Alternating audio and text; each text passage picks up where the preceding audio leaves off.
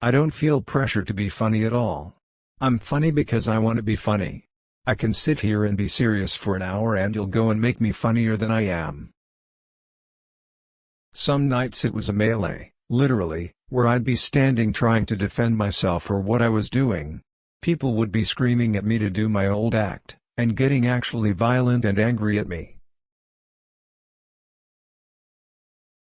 Ketika pembayaran besar pertama dengan hit Dumb and Dumber, saya pergi, wah, saya bertanya-tanya apakah ini akan mempengaruhi kinerja saya. Apakah saya akan mengambil dan berpikir, apakah itu bernilai $7 juta? Tapi itu. One of my mission statements with all of my art is to stop the world for people. I want to stop worrying and stop the world. I had a spiritual belief that I could actually go out and make a whole comedy routine about, and tour as a kind of spiritual teacher, but it was kind of contradictory, like, I really believed in things, so I was always kind of stuck in the mid. I tend to stay up late, not because I'm partying but because it's the only time I'm alone and don't have to be on top, performing. I used to draw a lot. If my mother would ask me to do something else, I'd have a hairy conniption. I'd just go crazy. Be together forever with somebody. I don't really subscribe to that. I'd love that to happen if that happened, but 10 years is enough. 10 years is a good thing with somebody, I think.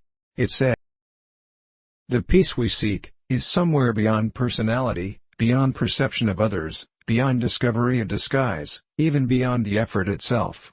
You can join the game, fight wars, play in any form you want, but to find true peace, you must let be. My social life exploded, where I got like, oh, I have to go out and do something, man, I have to do something. And I'm going to plan a trip and ride a motorbike down the Baja Peninsula for 900 miles and I'm going to hang out with my friends. Comedy started out as my hobby and then became my profession. It's like a call all the time, like having a built-in pager. You can't just leave the office and relax because you never know when you're going to think something funny. I'm a perfectionist, so I'm never satisfied with myself. I've always been psychotic about that kind of stuff, in a good way. I'm very disciplined. Like food and all, I'm always looking for how I can eventually turn out to be. Ball of light. For some reason I did something where I realized I could get a reaction. That's when I came out of my shell at school, because I really didn't have any friends or anything like that and I just kind of went along, and I ended up doing this, and